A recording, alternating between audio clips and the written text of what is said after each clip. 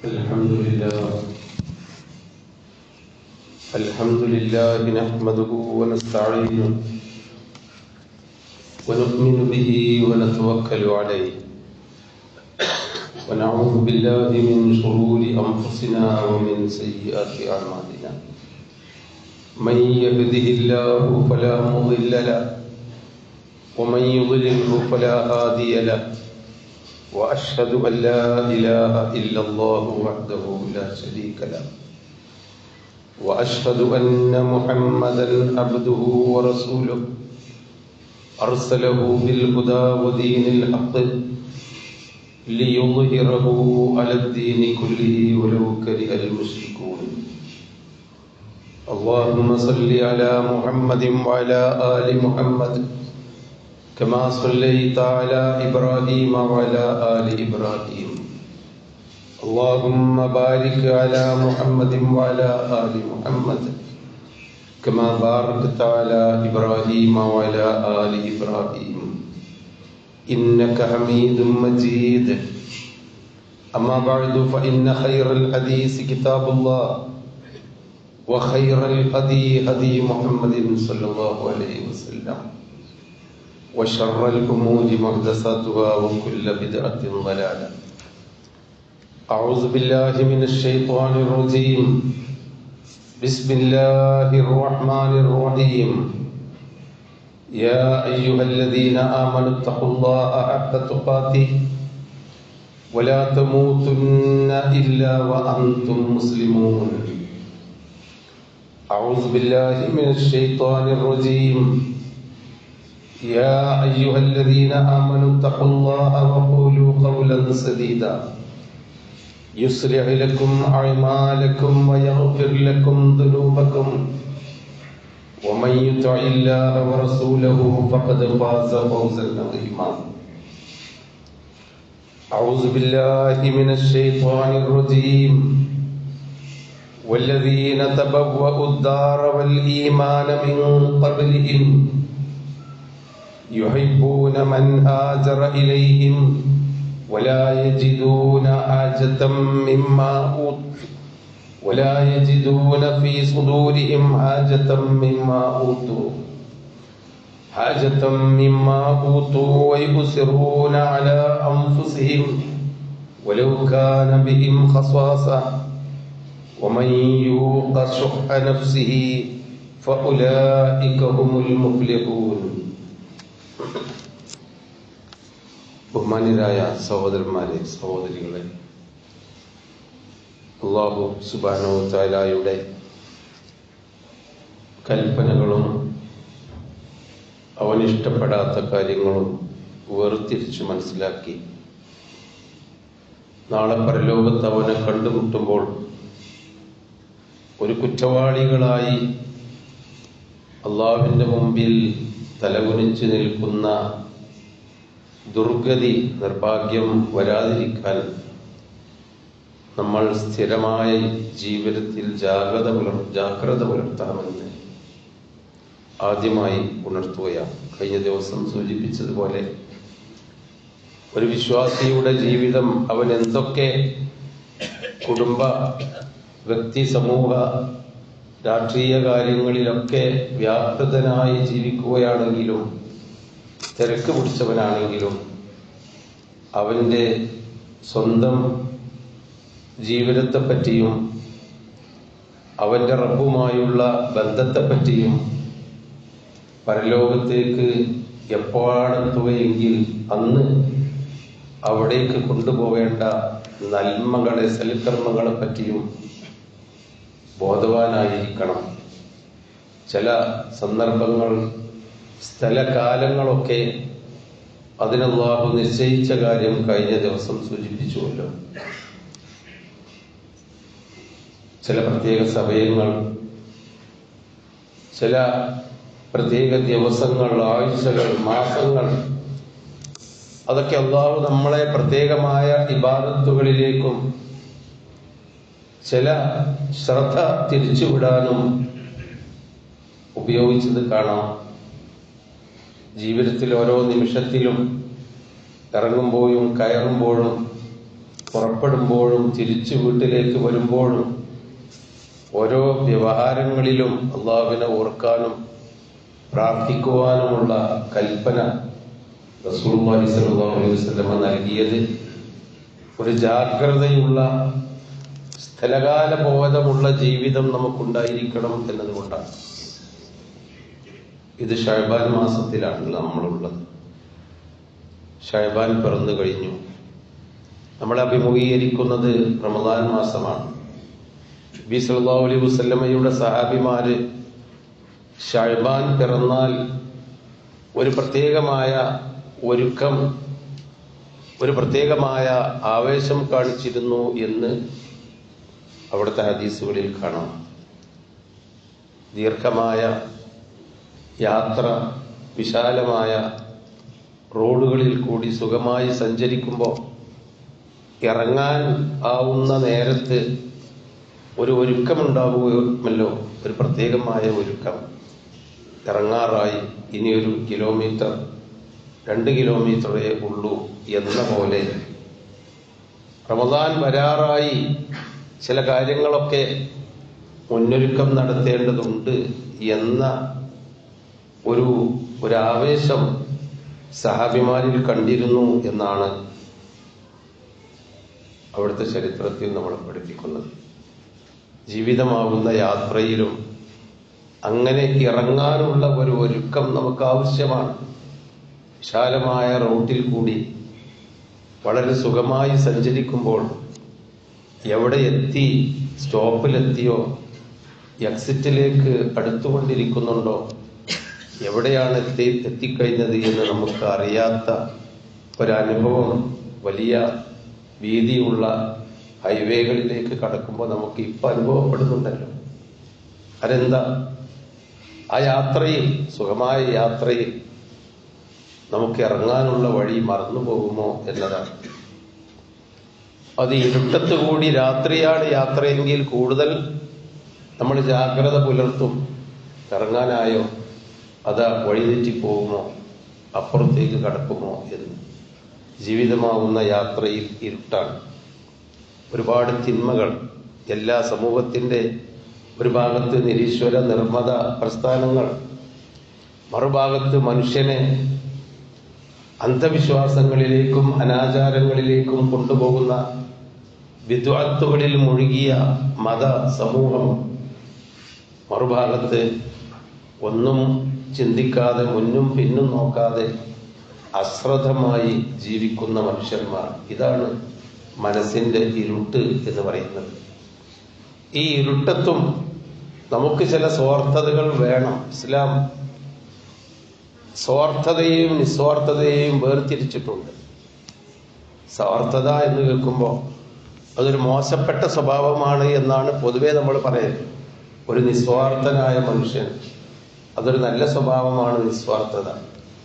ഇസ്ലാം എന്നാൽ ഇത് രണ്ടിനെയും വിരുദ്ധ സ്വഭാവങ്ങളാണ്, സ്വാർത്ഥതയും നിസ്വാർത്ഥതയെങ്കിലും ചില കാര്യങ്ങളിൽ നിസ്വാർത്ഥത വേണം, അസ്വാർത്ഥത വേണം എന്ന് പ്രവാചകൻ പഠിപ്പിച്ചത് കാണാം.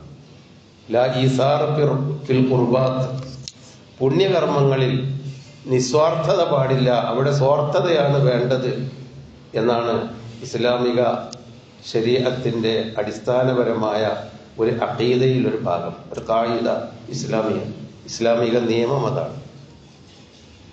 അള്ളാഹുമായിട്ടുള്ള ബന്ധത്തിൽ ഒരിക്കലും നിസ്വാർത്ഥത പാടില്ല. അതാരൊക്കെ ചെയ്തോട്ടെ, ഓല് ചെയ്തോട്ടെ, ഓല് പോകണ്ടല്ലോ, അതല്ല, അത് എനിക്ക് ചെയ്യണം എന്ന ഒരു സ്വാർത്ഥത നമുക്കുണ്ടായിരിക്കണം എന്നാണ്. ഒരിക്കലും അള്ളാഹുമായുള്ള ബന്ധത്തിൽ നമുക്ക് നമ്മുടെ കൂട്ടുകുടുംബങ്ങളോ, നമ്മുടെ സാഹചര്യങ്ങളോ, നമ്മുടെ ചങ്ങാതിമാരോ, നമ്മുടെ ജോലിയോ, നമ്മളുടെ കൂട്ടായ്മകളോ ഒന്നും പടച്ചവനുമായുള്ള ബന്ധത്തിൽ നമുക്ക് രാജിയാവാൻ പാടില്ല. അതിൽ നമ്മൾ അലിഞ്ഞു ചേരാൻ പാടില്ല.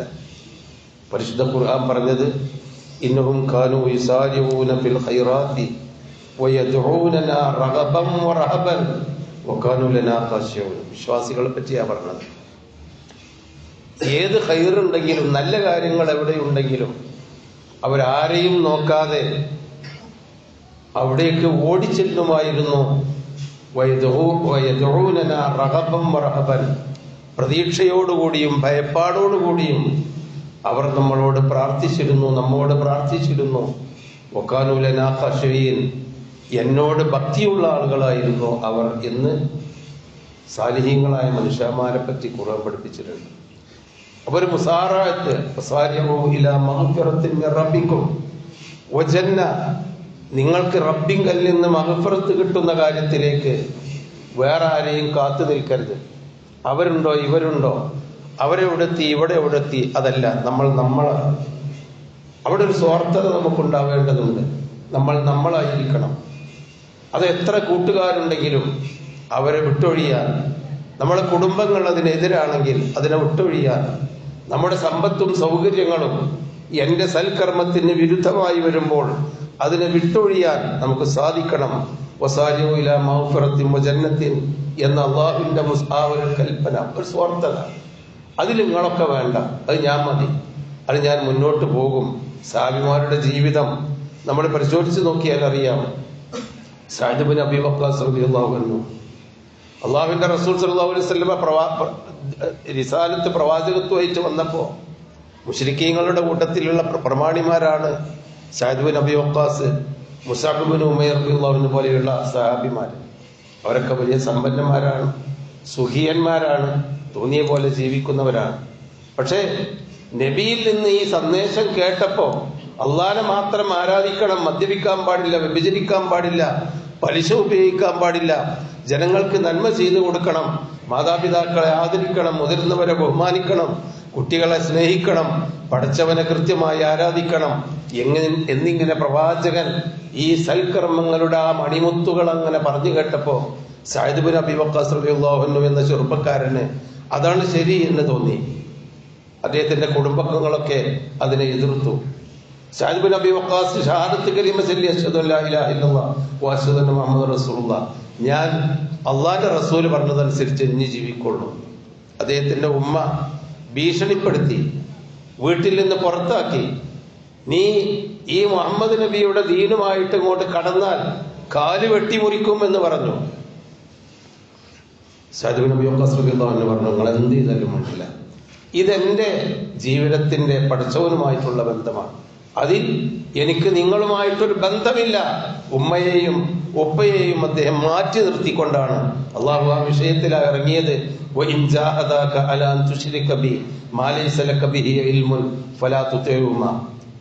മാതാപിതാക്കളിൽ നിന്നോട് ശിർക്ക് ചെയ്യാൻ വിചാരിച്ചാൽ അനുസരിക്കരുതാരും.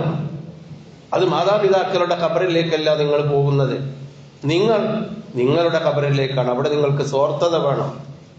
മുസ്അബ് ഇബ്നു ഉമൈർ റളിയല്ലാഹു അൻഹു മക്കയിലെ സമ്പന്നരുടെ കൂട്ടത്തിൽ ഏറ്റവും വലിയ സമ്പന്നനായിരുന്നു.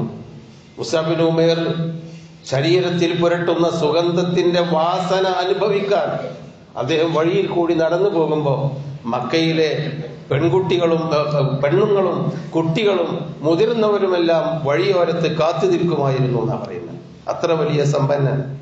പക്ഷെ അദ്ദേഹം മുഹമ്മദ് നബി സല്ലല്ലാഹു അലൈഹി വസല്ലമ പരലോകത്തെ പറ്റി പറഞ്ഞപ്പോ ഈ തോന്നിവാസം പിടിച്ച ജീവിതമല്ല, പരലോകത്തേക്ക് മുന്നിൽ കണ്ടുകൊണ്ടുള്ള നല്ല ജീവിതമാണല്ലോ വേണ്ടതെന്ന് ബോധ്യപ്പെട്ട് അദ്ദേഹം ഇസ്ലാമിലേക്ക് വന്നു.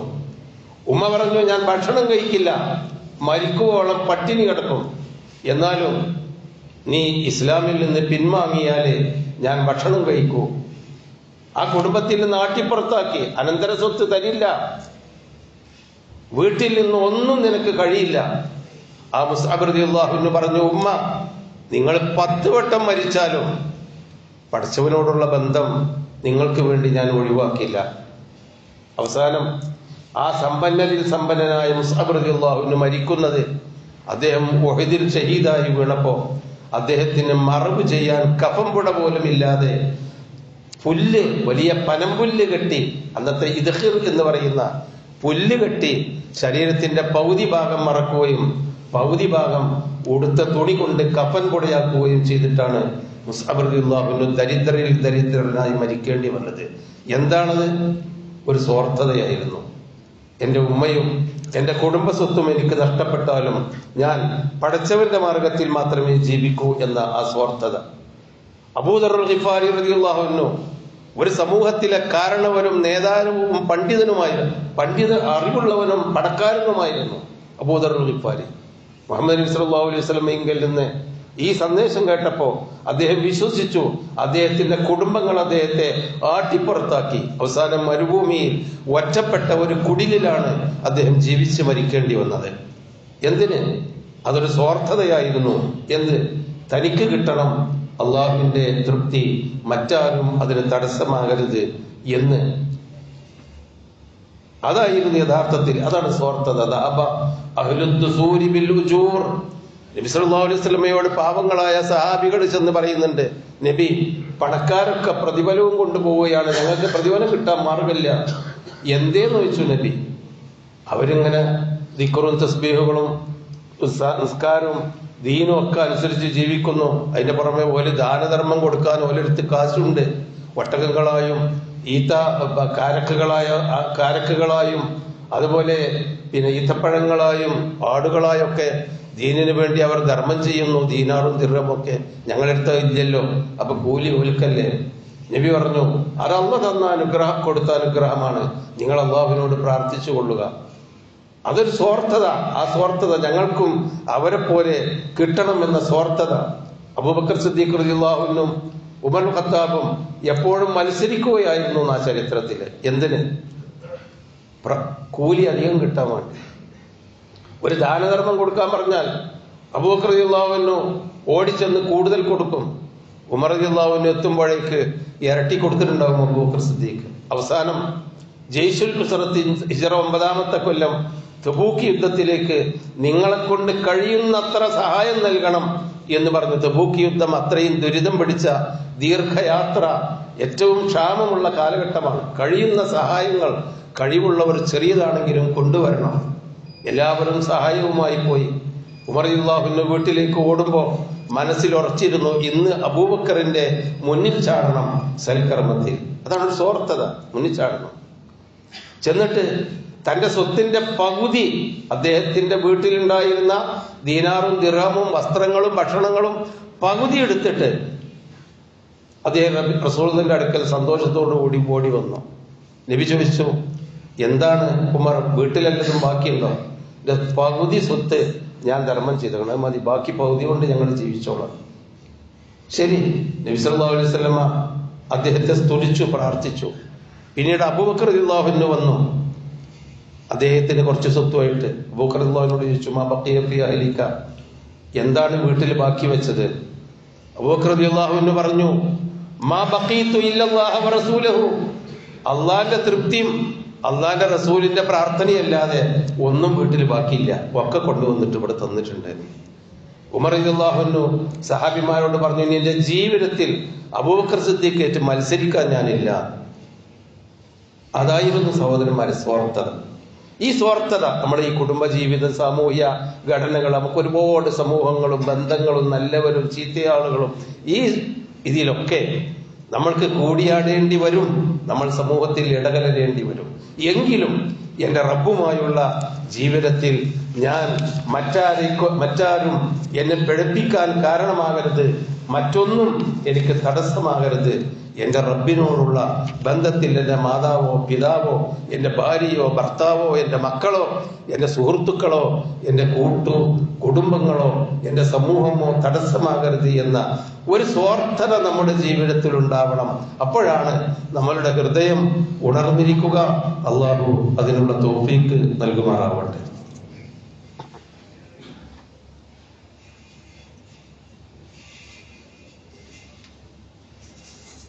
അൽഹംദുലില്ലാഹി റബ്ബിൽ ആലമീൻ വസ്സലാത്തു വസ്സലാമു അലാ റസൂലിഹിൽ അമീൻ വഅലാ ആലിഹി വസഹ്ബിഹി അജ്മഈൻ വഅലാ മൻ ഇത്തബഅഹും ബിഇഹ്സാൻ ഇലാ യൗമിദ്ദീൻ. സ്വാർത്ഥത ദീനിന്റെ കാര്യത്തിൽ അത് പുണ്യകർമ്മമാണ് എന്ന് തന്നെയാണ് ഇസ്ലാമിന്റെ പക്ഷം. സ്വാർത്ഥത ദീനിന്റെ കാര്യത്തിൽ പുണ്യമാണ്. അതെനിക്ക് കിട്ടണം, അത് ഞാൻ അതിൻ്റെ മുന്നിൽ ചാടണം എന്ന ഒരു ബോധം. എന്നാലും മനുഷ്യബന്ധങ്ങളുടെയും സമൂഹത്തിന്റെയും കാര്യത്തിൽ നിസ്വാർത്ഥമായ എനിക്കില്ലെങ്കിലും ഓരെങ്കിലും ജീവിക്കട്ടെ, അല്ലെങ്കിൽ അവരുടെ സന്തോഷമെങ്കിലും ആവട്ടെ, അതാണ് നമുക്ക് വേണ്ടത്. അതാണ് രണ്ട് മുഖം എന്ന് പറയുന്നത്. ആയിഷ റളിയല്ലാഹു അൻഹയുടെ വീട്ടിലാണ് നബി സല്ലല്ലാഹു അലൈഹി വസല്ലമയെ മറവ് ചെയ്തത്. കാരണം പ്രവാചകന്മാര് എവിടെ മരിച്ചുവോ അവിടെ തന്നെ മറവ് ചെയ്യണമെന്നാണ് അള്ളാഹുവിന്റെ കൽപ്പന ഉണ്ടായിരുന്നത്. അവിടെ തന്നെ മറവ് ചെയ്തു വീട്ടിൽ. പിന്നീട് അബൂബക്കർ സിദ്ദീഖ് റളിയല്ലാഹു അൻഹു മരിച്ചു. റസൂലുള്ളാഹിന്റെ ഏറ്റവും അടുത്ത സഹോദരനും സുഹൃത്തും അതോടൊപ്പം ആയിഷ റളിയല്ലാഹു അൻഹുവിന്റെ ഉപ്പയുമായ അബൂബക്കർ സിദ്ദീഖ് റളിയല്ലാഹു അൻഹു, അദ്ദേഹത്തിനും ആഗ്രഹമുണ്ടായിരുന്നു റസൂലിന്റെ കൂടെ ആ ഖബറിന്റെ അടുത്തു തന്നെ എന്നെയും മറവ് ചെയ്യണം എന്ന് മകളുടെ വീട്ടിൽ. അതും അവർ സാധിപ്പിച്ചു കൊടുത്തു ആയിഷ റളിയല്ലാഹു അൻഹു. ഒരിടവും കൂടി, ഒരു ഖബറിനുള്ള സ്ഥലവും കൂടി ഉണ്ടായിരുന്നു റസൂലുള്ളാഹിന്റെ വീട്ടിൽ, ആയിഷ റളിയല്ലാഹു അൻഹയുടെ വീട്ടിൽ. അത് ആയിഷ റളിയല്ലാഹു അൻഹ തനിക്ക് വേണ്ടി കരുതി വെച്ചു. ഞാൻ മരിച്ചാൽ ഒന്ന് വാപ്പയാണ്, ഒന്ന് എൻ്റെ ഭർത്താവുമാണല്ലോ, അള്ളാഹിന്റെ റസൂലുമാണ്. നിന്റെ വീട്ടിൽ ഞാനാവട്ടെ അടുത്ത ഖബർ കരുതി വെച്ചു. ഒരുപാട് വർഷങ്ങൾ കഴിഞ്ഞു. നബി സല്ലല്ലാഹു അലൈഹി വസല്ലം മരിച്ച് ഒരുപാട് വർഷം കഴിഞ്ഞിട്ടാണ് ആയിഷ റളിയല്ലാഹു അൻഹ മരിച്ചത്. പക്ഷെ അന്നൊക്കെയാണ് കരുതി വെച്ചത്. അതിൻ്റെ ഇടക്കാണ് ഉമർ ഇബ്നുൽ ഖത്താബ് റളിയല്ലാഹു അൻഹു കുത്തേറ്റ് കൊല്ലപ്പെടുന്നത്. പള്ളിയിൽ സുബഹി നമസ്കരിക്കുമ്പോൾ ഉമർ റളിയല്ലാഹു അൻഹു കുത്തേറ്റ് വീണ് കിടക്കുകയാണ്. അബ്ദുറഹ്മാൻ ഇബ്നു അബൂ ഔഫിനോട് പറഞ്ഞു, വേഗം പോയി നിസ്കരിക്ക്. ഇമാം നിൽക്കുമ്പോഴാണ് കുത്തേറ്റ് കൊല്ലപ്പെട്ടത്. ജനങ്ങൾക്ക് ഇമാമായി നിസ്കരിക്ക്, നിസ്കാരം ജനങ്ങളുടെ കളയരുത്, ഞാൻ ഇവിടെ കിടന്നോളാം. ഉമർ റളിയല്ലാഹു അൻഹു കുത്തേറ്റ് പൊളഞ്ഞു കിടക്കുമ്പോൾ സഹാബിമാർ പെട്ടെന്ന് നിസ്കരിച്ചു. അബ്ദുറഹ്മാൻ ഇബ്നു ഔഫ് ഓടിച്ചെന്നു മിഹ്റാബിന്റെ അടുത്തേക്ക് ഉമറിനെ പരിചരിക്കാൻ. ഉമർ റളിയല്ലാഹു അൻഹു എന്നെ പരിചരിച്ചു. അതിനിടയിൽ അദ്ദേഹം ഒരു വസിയത്ത് പറഞ്ഞു, ഞാൻ ഇതിൽ മരിച്ചാൽ എന്നെ എന്റെ 2 കൂട്ടുകാരുടെ അടുക്കൽ മറവ് ചെയ്യണം. അബൂബക്കർ സിദ്ദീഖിന്റെയും റസൂലുള്ളാഹിന്റെയും മടിക്കാൻ. അതിന് ആയിഷ ബീവിയുടെ സമ്മതം കിട്ടണം. നിങ്ങൾ ആയിഷയോട് ഞാൻ മരിക്കുന്നതിന് മുമ്പ് ആയിഷയോടൊന്ന് സമ്മതം ചോദിച്ചു വാ. ഒരു കൂട്ടർ അങ്ങണ്ടയച്ചു. ആയിഷ ബീവിയോട് സമ്മതം ചോദിച്ചപ്പോ അവരൊരുപാട് കാലം മനസ്സിൽ വെച്ചിരുന്ന ഒരാഗ്രഹം, തനിക്ക് വേണ്ടി മനസ്സിൽ വെച്ചിരുന്ന ഒരാഗ്രഹം, ആ ആഗ്രഹത്തെ പറ്റി ഒരുപാട് ആലോചിച്ചു, ഒരുപാട് തലതാഴ്ത്തിയിരുന്നു. അവസാനം പറഞ്ഞു, ആയിക്കോട്ടെ, ഉമർ റളിയല്ലാഹു അൻഹുവിനെ അവിടെ മറവ് ചെയ്യാം. നിങ്ങൾക്ക് ജന്നത്തുൽ ബഖീയിൽ പോയി നോക്കിയാൽ കാണാം. ബഖീയിലേക്ക് കടക്കുന്ന ഗേറ്റിന്റെ മുമ്പിൽ ആ പറമ്പിലാണ് ആയിഷ റളിയല്ലാഹു അൻഹ മറവ് ചെയ്യപ്പെട്ടത്. നിസ്വാർത്ഥതയായിരുന്നു. തനിക്ക് വേണ്ടി തന്റെ ഒരാഗ്രഹം സാധിപ്പിക്കുന്നതിന്റെ മുമ്പിൽ അത് ഒരു മനുഷ്യന് വേണ്ടി തിരിച്ചു കൊടുക്കുക എന്ന നിസ്വാർത്ഥതയായിരുന്നു. അലി ഇബ്നു അബീ ത്വാലിബ് റളിയല്ലാഹു അൻഹും ഫാത്തിമ ബീവിയും ഒരു ദിവസം നോമ്പ് നോറ്റ് വീട്ടിൽ കുറച്ചേ ഭക്ഷണം ഉണ്ടായിരുന്നുള്ളൂ. ഒരാൾക്കോ 1.5 ആൾക്കോ ഉള്ള ഭക്ഷണമാണ്. അത് മതി നമുക്ക് നോമ്പ് തുറക്കാൻ. ആയിഷ അലി റളിയല്ലാഹു അൻഹു പുറത്തു പോയി തിരിച്ചു വന്നപ്പോൾ ഫാത്തിമ റളിയല്ലാഹു അൻഹ പറഞ്ഞു, 3 ആൾ ഇവിടെ വന്നു. ഒന്നും ഏതോ തടവിലാക്കപ്പെട്ട ഒരു പുള്ളി, അവസാനം അയാൾക്ക് ഭക്ഷണവും കാര്യങ്ങളില്ല, ദരിദ്രനായിരുന്നു. ഞാൻ ഉള്ള ഭക്ഷണത്തിൽ നിന്ന് കുറച്ച് ആൾക്ക് കൊടുത്തു. വേറൊരു യത്തീംകുട്ടി വന്നപ്പോൾ അതിനും കുറച്ച് കൊടുത്തു. ഒരു മിസ്കീൻ വന്നപ്പോൾ മുഴുവൻ ബാക്കിയുള്ളതൊക്കെ മിസ്കീനും കൊടുത്തു. നമുക്കിനി ഭക്ഷണം കഴിക്കാനൊന്നുമില്ല. ആ നിസ്വാർത്ഥത കണ്ടോ? മനുഷ്യന്മാർക്ക് ഒരു ദാനധർമ്മം ചെയ്യുന്നതിന്റെ നിസ്വാർത്ഥത. അലി റളിയല്ലാഹു അൻഹു പറഞ്ഞു, നമുക്ക് വെള്ളം മതി, കാരക്കയും മതി, ബാക്കി അള്ളാഹു തരും എന്നാണ് അവിടുന്ന് പറഞ്ഞത്. അബൂ തൽഹ റളിയല്ലാഹു അൻഹുവിന്റെ കൂടെ ഒരിക്കൽ നബി സല്ലല്ലാഹു അലൈഹി വസല്ലമ ഒരു മിസ്കീനെ അയച്ചു. പള്ളിയിൽ ഒരു മിസ്കീൻ വന്നപ്പോ, ആരെങ്കിലും ഇയാളെ സൽക്കരിക്കാൻ കഴിയുമോ? എന്റെ വീട്ടിലൊന്നും ഭക്ഷണമില്ല, നിങ്ങളൊന്ന് സൽക്കരിക്കുമോ? അബൂ തൽഹ പറഞ്ഞു, ഞാൻ കൊണ്ടുപോയിക്കോളാം. വീട്ടിൽ ചെന്ന് നോക്കുമ്പോ അബൂ തൽഹത്തിനും മക്കൾക്കും മാത്രമുള്ള ഭക്ഷണമാണ് ബാക്കിയുണ്ടായിരുന്നത്. അത് അദ്ദേഹത്തിന് അറിയില്ലായിരുന്നു. അതിഥിയെ ഇരുത്തി വിളക്ക് കെടുത്തി.